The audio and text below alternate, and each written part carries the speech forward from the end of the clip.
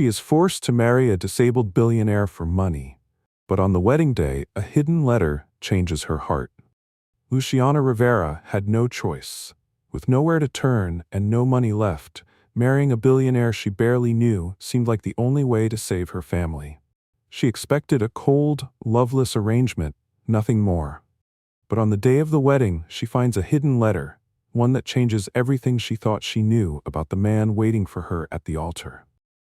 What did the letter say? And will it change her heart before it's too late? Before we begin, tell us in the comments, do you believe love can grow from an unexpected place? And if you enjoy emotional, heartwarming stories, don't forget to like this video to support the channel. Now, sit back, relax, and enjoy the story. Luciana Rivera tucked a strand of hair behind her ear and stared at the eviction notice pinned to the kitchen wall. The words seemed to blink in her tired vision. Pay past due rent or vacate in 7 days. A sense of numbness overtook her. 7 days? Where will we go? She lived in a cramped apartment on the outskirts of Westbridge City. Until recently, she had worked as a receptionist at a small law office. Then the company downsized, leaving her unemployed and quickly sinking into debt. Her father's chronic health issues devoured what little savings she had. The eviction notice was the final blow, confirming they had no future here. The idea of living on the streets with her father felt like a nightmare. That evening, while pacing the living room, Luciana's phone buzzed. She recognized the number, Carlos Navarro, a local fixer known for questionable solutions. Months ago, in a moment of desperation, Luciana had asked him for help finding better work. Now, hearing from him again made her uneasy. She knew his dealings weren't always clean, but she was desperate. She answered with a shaky voice. He greeted her politely, then cut to the chase. Miss Rivera, I have a proposition. A wealthy family is seeking a bride for their son. They'll pay handsomely if the match is accepted quickly. It might solve your money problems in one stroke. Luciana froze, shock rippling through her. You're joking. That sounds like a cruel arrangement. He gave a low laugh. I assure you, it's real. The groom is complicated, but he's a billionaire. His family is anxious he marries soon to satisfy some clause in the family trust. They're offering an enormous sum to the bride if she weds him, no questions asked. Her heartbeat thundered. She found it demeaning, practically selling herself, but the mention of a huge sum loomed over her bleak future. Could she truly consider such a transaction? It's a marriage, not a random gig, she told herself, horror mingling with curiosity. Yet she recalled her father's frail figure, the unpaid hospital bills, the threat of homelessness. She swallowed. I don't know. I can't just marry a stranger, that's insane. Carlos's tone sharpened. Time is short. The family wants this marriage done fast. If you say no, plenty of other women would jump at the chance. They offer a contract ensuring you'll be paid enough to clear debts and more. I'm only telling you because I know your situation is dire. Tears sprang to her eyes. She had never imagined stooping to an arranged marriage for money, but the thought of saving her father's health, avoiding eviction, overshadowed her moral reservations. She asked softly, Who is the man? Carlos hesitated. His name is Damon Blackwell, a billionaire from a powerful dynasty. He's disabled, wheelchair-bound after an accident years ago. Word is, he's reclusive and moody, but the fortune is real. The family's lawyers handle everything. You'd likely sign a prenuptial agreement guaranteeing a large sum up front, plus more if you stay married for a certain period. Luciana's stomach twisted. Marry a disabled billionaire I've never met? For money? She fought the urge to end the call. Yet her father coughed in the next room, reminding her of her responsibilities. If she refused, how would she keep him in medication? Let me think, she whispered, voice trembling. Sure, but be quick. They want this done by the end of the month, Carlos said, then ended the call. That night, she lay awake in her narrow bed, tears sliding silently down her cheeks. She had always dreamed of love, real love, not an arrangement. But life's brutal reality pressed on her. Her father, Emilio Rivera, was too weak to handle more stress. In her mind's eye, she saw them on the streets, freezing in the winter cold. No, she thought, horror piercing her. I can't let that happen. By dawn, her choice was made. She messaged Carlos, saying, I'll do it. Set up a meeting. Then she sank to the floor, sobbing at how quickly her life had turned into a bargain for survival. Within hours, he replied, instructing her to meet the Blackwell family's lawyer in a high-rise downtown. She dressed in her best blouse and skirt, ignoring how threadbare they looked. She told her father she might have found a job lid. He smiled weakly, telling her he was proud of her perseverance. Guilt pierced her heart, but she kissed his forehead and left, determined not to fail him. "I'm doing this for Dad," she repeated inwardly, praying that somehow she might endure the consequences. Little did she know, the reclusive billionaire Damon Blackwell was no ordinary groom. He guarded a bitter secret behind his wealth and wheelchair, one that would test Luciana's resolve and upend both their lives. Luciana arrived at the Blackwell Tower, a glossy skyscraper piercing Westbridge City's skyline. She clutched her worn purse, feeling wholly out of place amidst the marble lobby and sleekly dressed executives. She told the receptionist she had an appointment with Winston & Gray law firm, representing the Blackwell family. The woman nodded politely and directed her to the 25th floor. The elevator ride felt surreal. She stared at her reflection in the metal doors, noticing her haunted eyes and tense posture.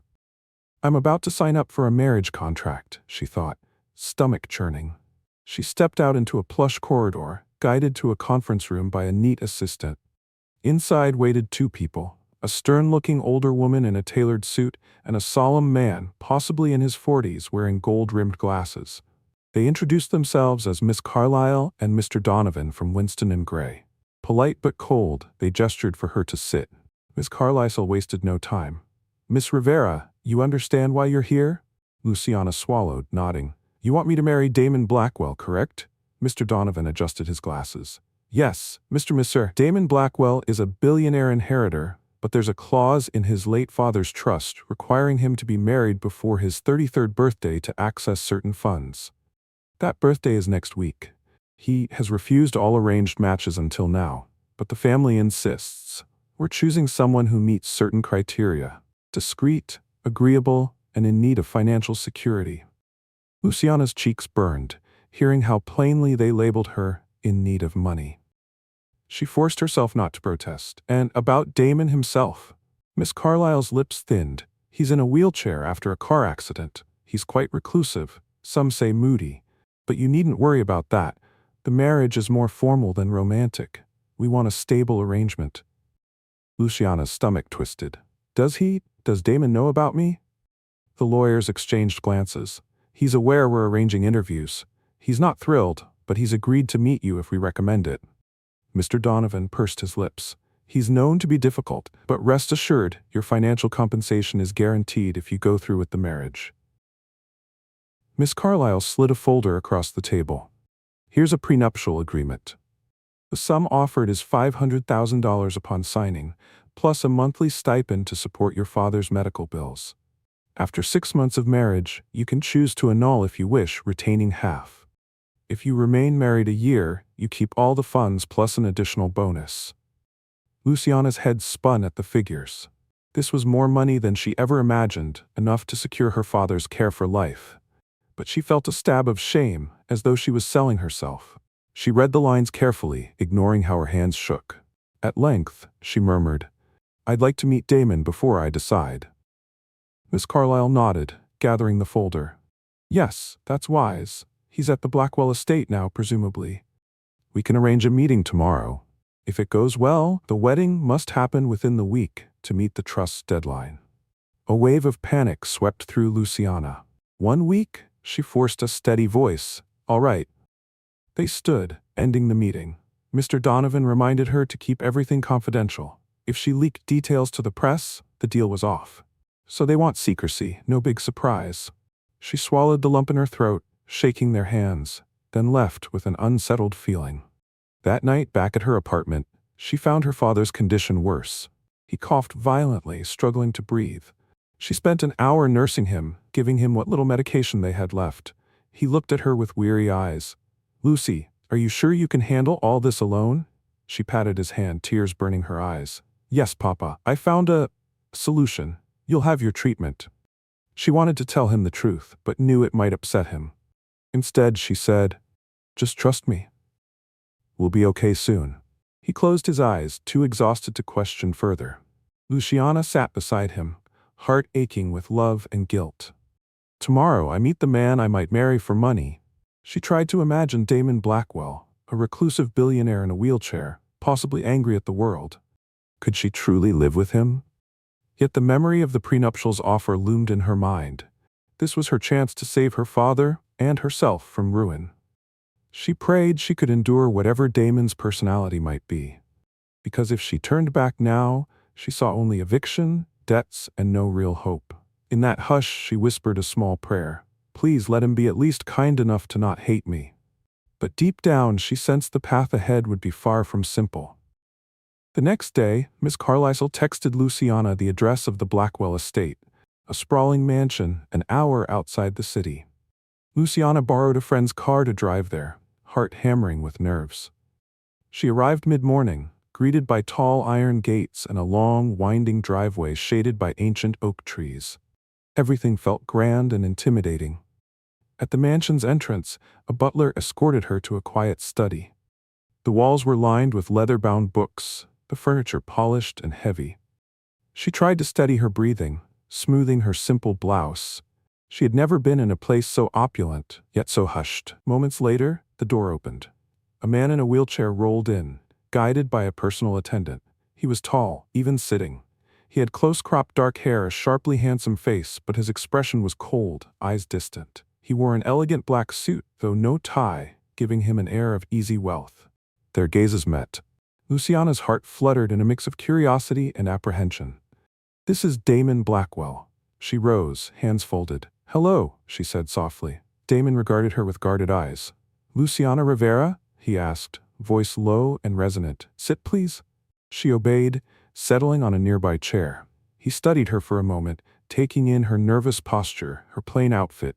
Then he said bluntly, "My lawyers tell me you want to marry me for money. Is that correct?" Her cheeks burned. "They said you need a wife to access your trust inheritance. They said you'd pay me to fill that role. So, yes, I suppose that's the arrangement." She cringed at how harsh it sounded. He exhaled, nodding grimly. "My father's trust demands I be married by my 33rd birthday, or the bulk of the family's assets go to distant relatives who want to see me fail. My father was a controlling man, believed I'd never marry after the accident." He tapped the wheelchair's arm, bitterness flickering in his eyes. She swallowed. "I'm sorry about your accident. May I ask how it happened?" He gave a small shrug. "Car crash, 3 years ago. Lost most function in my legs. Doctors say there's a small chance of partial recovery, but I lost interest in hope." His tone was flat, as if reciting a fact. Luciana felt a pang of sympathy. "That must have been very hard," she whispered. He looked away, ignoring her compassion. "Anyway, I hate the idea of a fake marriage, but I'm forced to do it if I want control of my fortune. My mother insisted we find someone who needs money enough to go through with it. So here you are." He studied her face. "Tell me why." She inhaled shakily, deciding honesty was best. She described her father's medical bills, the eviction threat, her own job loss. "I'm desperate," she concluded, tears glistening. "I wouldn't do this otherwise." Damon's expression remained stoic. "Well, we each have our reasons, it seems." A tense silence followed. Finally, he said, "If you sign the prenuptial, we can marry next week. I promise a lump sum upon signing, monthly support for your father, and a final amount if you stay 6 months. After that, if you want out, we can end it quietly. Understood?" She nodded. "Yes," Miss Carlisle explained it. He let out a humorless chuckle. "Let me be clear. I'm not going to play the doting husband. I'm sure you don't want affection from me either. We can keep to our own spaces in this mansion. You do your thing, I do mine, we fulfill the formal requirement. Understand?" Her heart clenched at his cold tone. She nodded, though it pained her to imagine living in a loveless union. "Understood." He rolled closer, eyes narrowing. "Last question. Are you prepared to handle the gossip or scorn? People will say you married me for money, which is true. They'll call me a cripple, a lost cause. That's the world we live in." She swallowed tears, forcing a steady voice. "I can handle it. I just want to save my father." Damon nodded as though satisfied. He turned to his attendant. "Show Miss Rivera out, and have the lawyers finalize the wedding date." Luciana stood, legs shaky. She glanced back at him. "Thank you for this chance."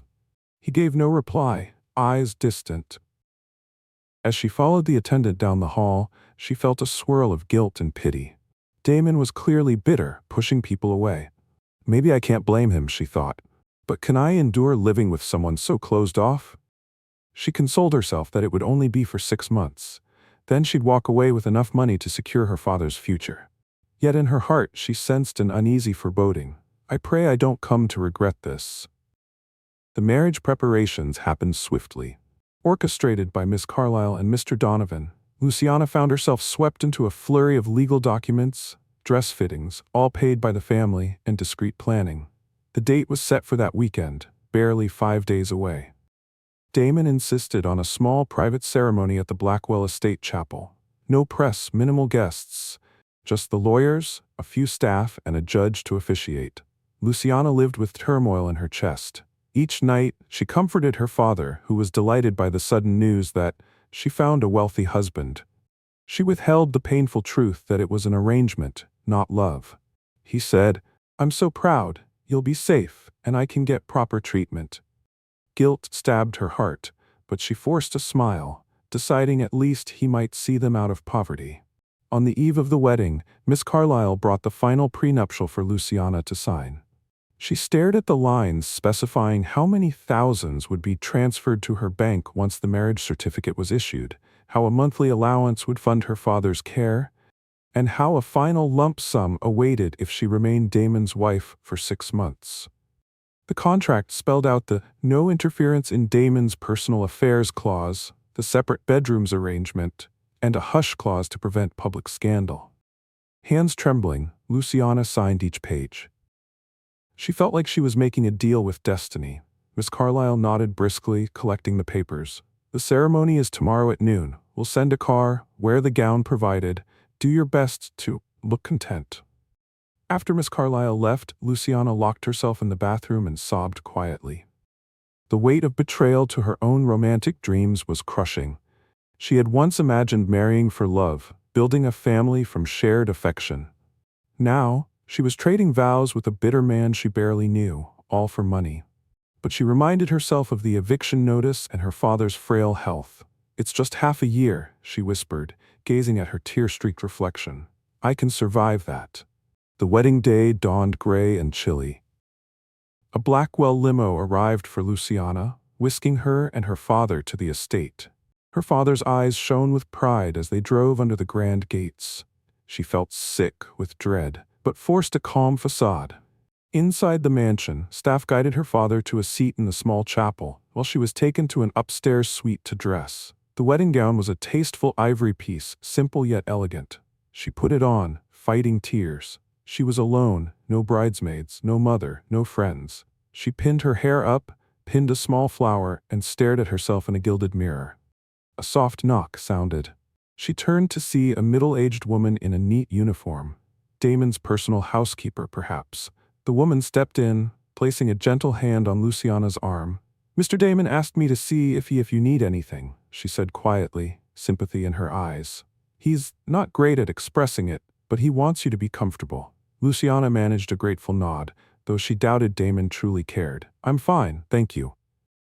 The housekeeper gave a small smile and left. Luciana exhaled, bracing herself, time to go. She walked down to the chapel, escorted by a butler.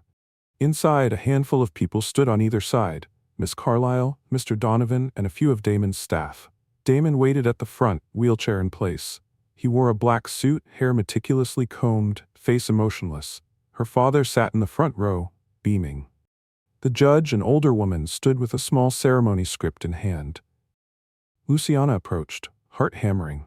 She tried to gather her courage, ignoring the sting of tears. "This is for Dad," she reminded herself, stepping up beside Damon. She noticed he didn't look at her, his gaze fixed on some distant point ahead. The judge began the brief ceremony, words echoing in the hushed space. "We gather to join Damon Blackwell and Luciana Rivera in marriage." Each vow she repeated felt hollow. Damon's voice was low and tight as he spoke his lines. The staff looked on with polite neutrality. Her father sniffled happily. Finally, the judge declared them husband and wife. No kiss was requested or offered. Miss Carlyle handed them the certificate to sign. Damon scribbled his name quickly. Luciana added hers with a shaking hand, tears threatening. When it was done, Damon turned his wheelchair and rolled out of the chapel without a word. People politely clapped, uncertain how to respond.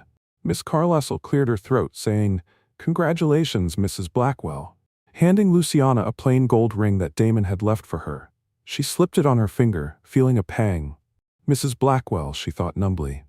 "I'm now Mrs. Blackwell." Her father hobbled to her side, hugging her weakly. "My sweet girl, you look so beautiful. This is your future." He coughed, smiling through watery eyes. Luciana forced a bright grin, ignoring the hollow ache inside. She was a bride without a real wedding celebration, a wife to a man who refused to even look at her. She prayed she could endure the next 6 months. The day after the wedding, Luciana moved her few belongings into a guest bedroom at the Blackwell mansion. Damon had disappeared into his private suite after the ceremony, leaving her alone amid the ornate halls. She half expected him to at least greet her, but he remained distant. Her father stayed one night, then Miss Carlyle arranged for him to be transferred to a specialized care facility. All expenses paid by Damon's accountants. Luciana said goodbye to him tearfully, relieved that at least his health would be managed by professionals. The guilt of selling herself weighed less if her father was truly being helped. With her father gone, she found herself lonely in the vast estate. Most staff were polite but formal, addressing her as Mrs. Blackwell. She had no real duties, just a contract to exist as Damon's wife. She wandered the library, the gardens, and the empty rooms. She tried to approach Damon's suite once, tapping on the door, but a caretaker emerged, explaining Damon was resting. She retreated, feeling unwelcome. That evening, she braved a second attempt, knocking on Damon's door more firmly. A guard-like attendant frowned but let her in. She found Damon by a large window, his wheelchair turned so he could see the dark horizon. He didn't move, apparently lost in thought. She cleared her throat, speaking softly. "Damon?" He startled, then glanced over his shoulder. "What do you want?" She swallowed. "We're married. Shouldn't we talk?" His lips curved in a cold half-smile. "What's there to say? We each got what we wanted, right? My inheritance, your money." Her chest tightened. "I'd like to at least get to know you or find a way to live here peacefully." He let out a humorless laugh. "Peaceful, yes. Let's keep it that way. You do whatever you want in this mansion. Don't bother me, I won't bother you. That's how we coexist for 6 months. Then you can be on your merry way with a bag of cash." Tears burned her eyes at his callous tone. "I understand, but I don't want you to think I pity you or something, because you're in a wheelchair. I'm just—" "Don't," he snapped, cutting her off. "I don't need pity. I can handle my life alone." His bitterness stung. Luciana realized the accident must have traumatized him deeply.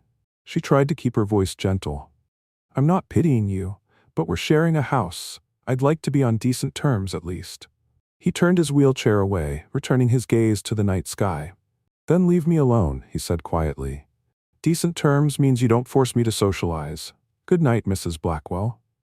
Her eyes moistened. She turned and left, a swirl of frustration and sorrow pounding in her chest. What a bleak marriage, she thought. Her father's well-being was secured, but her heart felt suffocated. She retreated to her own room, wondering if she'd made a colossal mistake. Yet she had no path to turn back now. Over the next week, the household staff recognized her presence but rarely saw Damon and Luciana together. She ventured to the gardens, discovering a greenhouse full of exotic flowers. She spent hours there each day reading or journaling. Sometimes a kindly maid named Tessa offered her tea and conversation, apologizing that Mr. Damon keeps to himself these days. On the 8th day of her marriage, Miss Carlyle visited to ensure Luciana was settling in. She confirmed that all financial arrangements were in place. Luciana, feeling hollow, mustered a polite nod. The lawyer departed, satisfied. That night, Luciana decided to roam the mansion's library for a bedtime book. She flicked on the light, scanning the shelves. In a dusty corner, she noticed a stack of old papers. One envelope caught her eye. For Damon, from Alicia. Alicia was Damon's late mother's name, if she recalled correctly. The handwriting was delicate. Curiosity piqued. She carefully picked up the envelope. This might be personal, she thought, hesitating. But Damon had locked himself away from any emotional closeness. Perhaps something in his mother's letter might shed light on his bitterness. Should I read it? That's an invasion, she reasoned, but her need to understand him won out. She opened the envelope, pulling out a yellowed letter. The first lines made her heart skip. My dearest Damon, if you ever feel the world has left you broken, remember you are loved more than you know. Her throat constricted.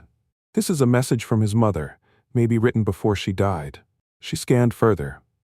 The words spoke of how Alicia believed Damon's heart was gentle, how she urged him never to push people away, even if he faced tragedy. The final lines mentioned a hope that he'd find someone who loved him for who he was, not for wealth. Tears welled in Luciana's eyes. This letter hinted that Damon's current bitterness might be armor for a wounded soul. She realized he might never have read this. Maybe it was misplaced. She closed the letter, chest tight. This is important, she thought. She resolved to give it to Damon, hoping it might crack his icy shell. Little did she know, delivering that letter would trigger a collision of emotions that might shape whether their forced marriage remained a cold contract or blossomed into something real. The next morning, Luciana waited until Damon had breakfast in the formal dining room, a rare occurrence as he usually took meals in his suite. She gathered her courage and approached with the letter in hand. He was finishing coffee, scanning the news on a tablet. She swallowed, stepping forward. He glanced up, a faint scowl crossing his face. You again? She bristled but kept her tone calm. I need to show you something. She held out the envelope. I found this in the library. It's from your mother, I think. At the mention of his mother, Damon froze.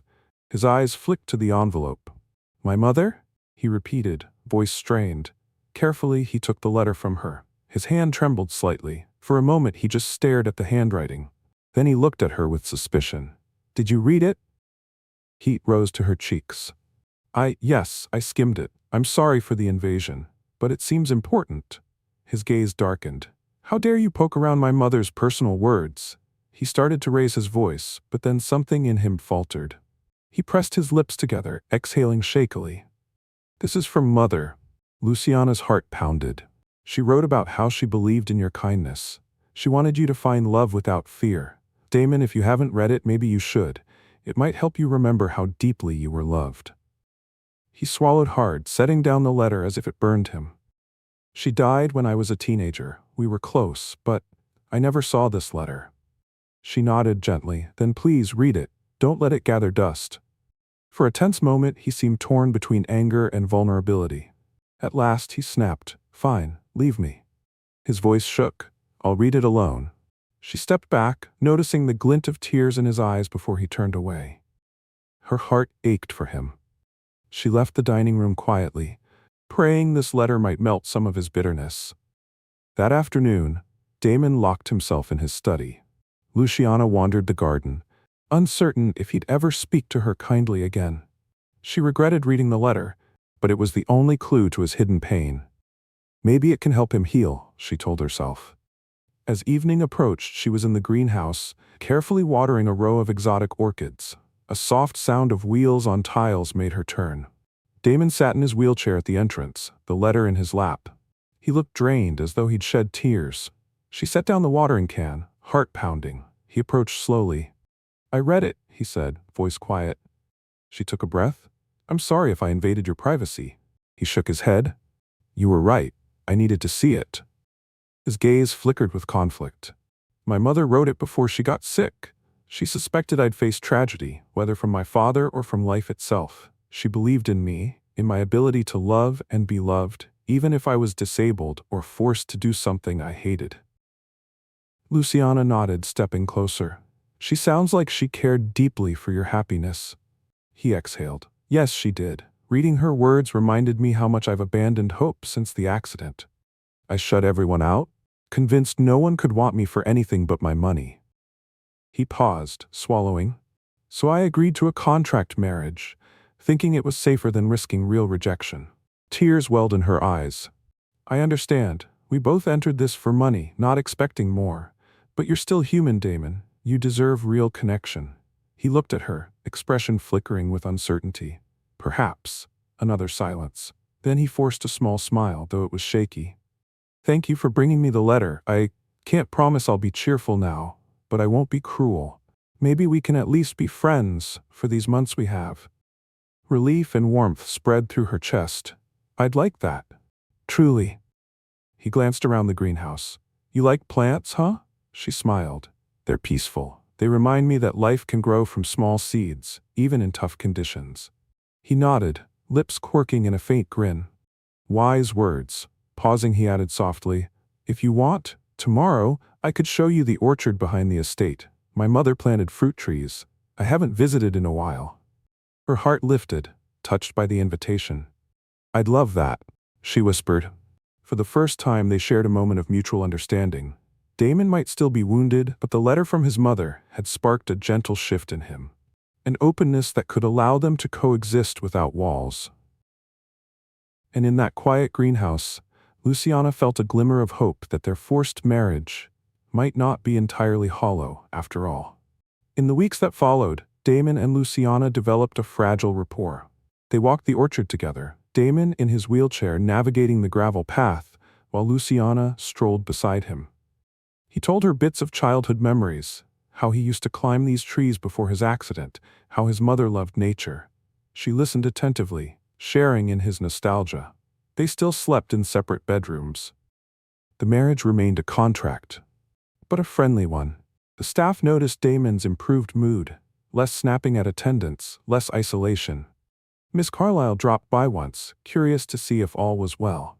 She found them in the living room, quietly discussing a documentary they had watched, and left satisfied. Luciana's father, now comfortably settled in a good facility, raved about his improved care.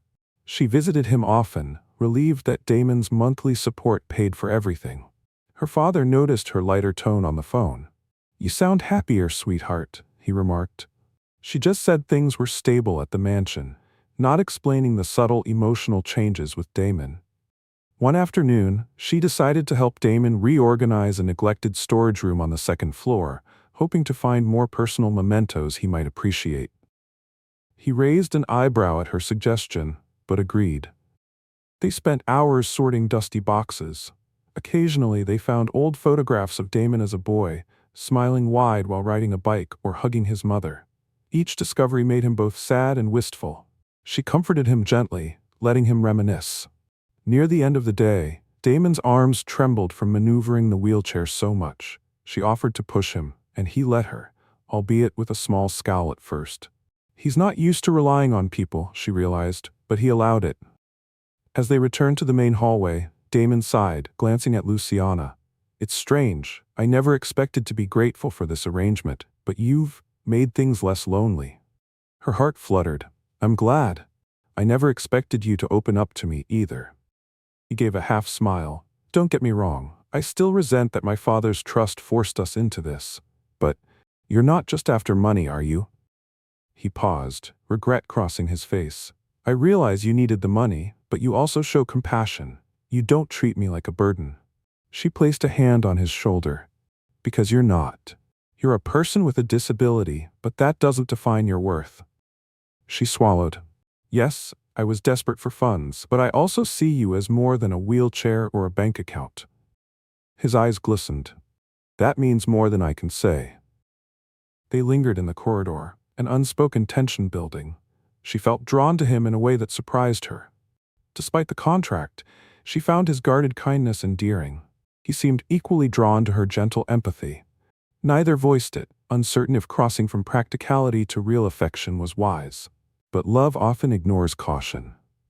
One evening, a thunderstorm rolled in, rattling the estate's windows. Luciana felt uneasy, remembering old storms that once flooded their apartment basement. She wandered to the library, hoping to distract herself. She found Damon there, brooding by the fireplace. She approached quietly. Couldn't sleep. He shook his head. Storms remind me of the night I had the accident. It was raining then. I blame myself for losing control of the car. If I'd been more careful, maybe I wouldn't be in this chair. She gently took a seat beside him. It wasn't your fault. Storms can cause terrible accidents. You don't deserve to punish yourself forever." His hands clenched on the armrests. "My father berated me for it, said I was careless. He never forgave me for ruining the family image by becoming disabled. That's partly why he created that marriage clause. He thought no one would want me. He wanted to ensure the fortune stayed under family control." A hot wave of pity and anger surged in Luciana's heart. She lightly covered his hand with hers. "That's cruel. He had no right to treat you that way." He stared at their joined hands, tears threatening. Then, before either of them realized, he pulled her into a tentative embrace. She tensed, but then relaxed, letting her arms circle him in return. They stayed like that, the storm raging outside, tears slipping down his cheeks as he let go of some pent-up grief. She stroked his hair gently, whispering words of reassurance. For a few minutes, they were simply two wounded souls seeking comfort. When the storm finally eased, they broke apart, wiping tears. He murmured, "Thank you, Luciana, for seeing me, for not running away." She offered a tremulous smile. "We're both here for a reason. Maybe we can help each other heal." In that hush, they both sensed a shift, a fragile bond forming beyond the contract. But as they parted ways to their separate rooms, each wondered if they dared risk turning a marriage of necessity into something truly intimate. In the weeks that followed the stormy night, Damon and Luciana gradually opened their hearts to each other. Their daily routines in the mansion grew intertwined. Sometimes they strolled the gardens, he in his wheelchair, she beside him, laughing about silly observations or sharing stories from her childhood. She introduced him to the caretaker, who updated them on her father's health progress. Damon began personally checking on her father's medical bills, wanting to ensure no corners were cut. One evening, they found themselves in the music room where Damon's mother once played piano. He hadn't touched it since the accident. Luciana encouraged him to press a few keys. Reluctantly, he did. Recalling old lessons, the tentative notes soon turned into a gentle melody. Luciana closed her eyes, feeling tears well up at the haunting tune. She softly praised him, and he allowed a shy grin, admitting he used to love music before he lost hope. Slowly, their relationship transcended the contract's cold practicality. They never explicitly said, "I love you," but their tender gazes, shared jokes, and quiet confessions spoke volumes. Damon's bitterness ebbed. He started exploring advanced physical therapy, inspired by Luciana's unshakable support. She, in turn, felt her burdens lift as she realized she no longer existed just to pay debts. She had found a partner who saw her kindness and reciprocated it. On a crisp morning, about 3 months into the marriage, Miss Carlyle visited to check if Luciana was still abiding by the agreement. She found the couple in the greenhouse, Damon gently guiding Luciana through watering the orchids. They exchanged warm smiles, not the distant politeness Miss Carlyle expected. She blinked, asking if all was well. Damon nodded, stating simply that Luciana was an invaluable presence here. Miss Carlyle noted the soft affection in his voice, left perplexed yet satisfied that the arrangement was stable. By the 6-month mark, Damon's birthday passed, and he officially secured the trust inheritance. The contract gave Luciana the option to walk away with a large sum. Instead, she lingered, neither of them mentioning the out clause. They no longer needed it. She had built a life here, grown to love his quiet strength and gentle soul beneath the guarded exterior. He cherished her compassion and authenticity. One evening, Damon brought her to the estate's orchard under a canopy of stars. He looked at her with trembling sincerity, voice low. "Luciana, you came to me for money. I forced you into a contract, but I think we found something real.